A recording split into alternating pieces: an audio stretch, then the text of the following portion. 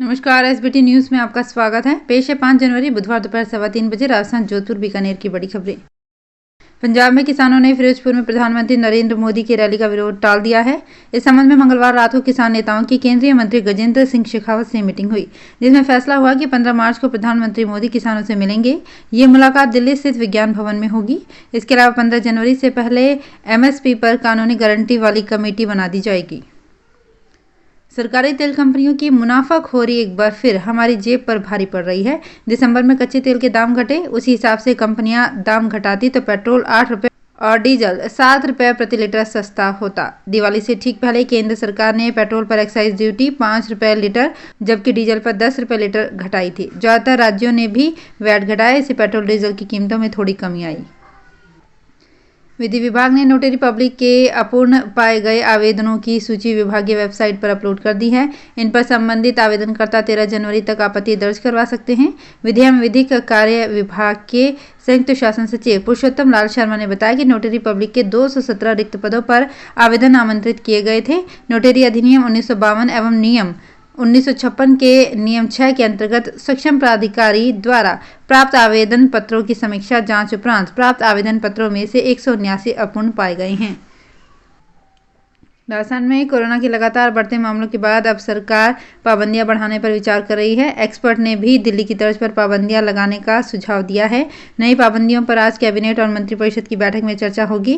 दोपहर 1 बजे से सीएम निवास पर कैबिनेट की बैठक बुलाई गई है, जो वर्चुअली होगी। संक्रमण की चेन तोड़ने के लिए जयपुर, जोधपुर सहित ज्यादा संक्रमण वाले जिलों में दिल्ली की तर्ज पर वीकेंड कर्फ्यू लगाया जा सकता है। उदयपुर जिले के मावली कस्बे के मुख्य मार्ग स्थित राडाजी बावजी मंदिर के नजदीक तेल से भरा एक टैंकर अनियंत्रित होकर 15 फीट नीचे नदी में जा गिरा। हादसे में चालक परिचालक घायल हो गए। तेल से भरा ये टैंकर उदयपुर से फतेहनगर की तरफ जा रहा था। बताया जा रहा है कि उदयपुर मावली मार्ग पर राडाजी बावजी मोड़ पर सामने से अचानक आए वाहन चालक को बचाने की कोशिश में चालक टैंकर से संतुलन खो दिया और टैंकर रोड पर पलटी खाते हुए पुलिया से 15 फीट नीचे नदी में जा गिरा।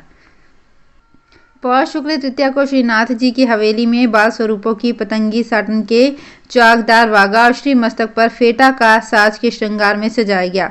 गोस्वामी विशाल बाबा ने नंद नंदन को अलौकिक श्रृंगार में सजाकर लाल लड़ाए। राजभोग झांकी में बाल स्वरूपों की आरती उतारी। कीर्तनकारों ने विविध पदों का गान कर श्री ठाकुर जी को रिझाया। जोधपुर में आज सुबह से ही दोपहर तक रुक रुक कर बारिश का दौर चलता रहा। यहां धूप नहीं निकलने से सर्दी अपने चरम पर रही। हालांकि बादल छाने से न्यूनतम तापमान में बढ़ोतरी हुई है। बारिश के कारण पौष माह में भी सावन का एहसास हो रहा है। मौसम विभाग के अनुसार अगले 2 दिन तक मौसम ऐसा ही बना रहने के आसार हैं। एक चक्रवाती हवाओं का क्षेत्र दक्षिण पश्चिमी राजस्थान पर बना हुआ है। बीकानेर में मंगलवार देर रात से सुबह तक हल्की रिमझिम बारिश ने मौसम सुहाना कर दिया। शहरी क्षेत्र में जहां रात भर हल्की फुहारें चलती रही, वहीं ग्रामीण क्षेत्रों में रिमझिम बारिश ने फसलों को जनजीवन दिया। इन दिनों सिंचित क्षेत्र में भी पानी का संकट है। ऐसे में रिमझिम बारिश ड्रिप इरिगेशन का काम कर रही है। बुधवार सुबह 11 बजे तक रिमझिम बारिश चलने से लोगों को ऑफिस जाने में परेशानी हुई, जबकि बच्चे स्कूल जाने के लिए गाड़ियों में दुबके रहे। जोधपुर के सोहनलाल मनिहार बालिका उच्च माध्यमिक विद्यालय में राष्ट्रीय सेवा योजना के चल रहे 7 दिवसीय विशेष शिविर के तहत छात्राओं को यातायात नियमों की जानकारी दी गई। इस दौरान छात्राओं ने रंगारंग और सांस्कृतिक प्रस्तुतियां भी दी। जोधपुर कमिश्नरेट के यातायात विभाग के पुलिस अधिकारियों ने छात्राओं को यातायात नियमों का पालन करने का आह्वान दिया। अधिकारियों ने कोविड गाइडलाइन की पालना करने की भी अपील की। बीकानेर में कोरोना के बढ़ते रोगियों के बीच राज्य सरकार की गाइडलाइन की पालना करते हुए जिला प्रशासन ने ऊंट महोत्सव आयोजन इस बार भी नहीं करने का निर्णय किया है। ऊंट महोत्सव का आयोजन 7 से 9 जनवरी तक होना था।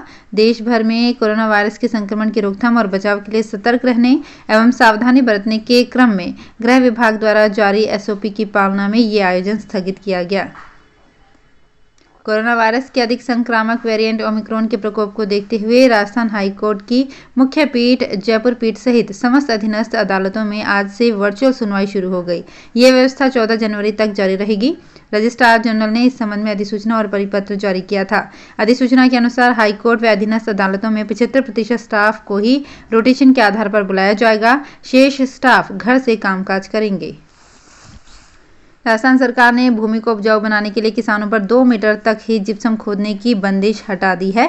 अब वे 3 मीटर तक जिप्सम खोद सकेंगे। इसके अलावा 2 साल के रॉयल्टी ठेकों को भी 1 साल बढ़ाया जा सकेगा। खान एवं भू विज्ञान विभाग की ओर से किसानों को भूमि उपजाऊ बनाने के लिए जिप्सम खोदने के परमिट दिए जाते हैं ताकि वे खेती कर सके।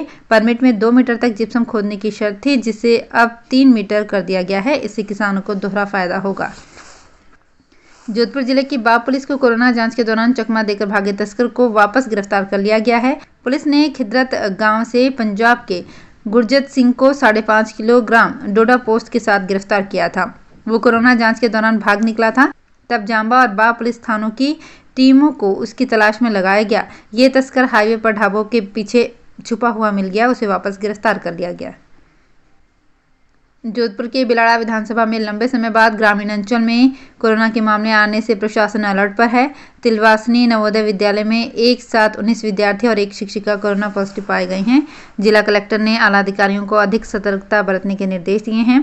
बिलाड़ा ब्लॉक चिकित्सा अधिकारी डॉक्टर जितेंद्र सिंह चौरन ने बताया कि 2-3 दिन पहले नवोदय विद्यालय के 3 छात्रों में हल्के लक्षण पाए जाने को लेकर तिलवासनी के स्वास्थ्य केंद्र पर तीनों विद्यार्थियों का एंटीजन टेस्ट करवाया गया था।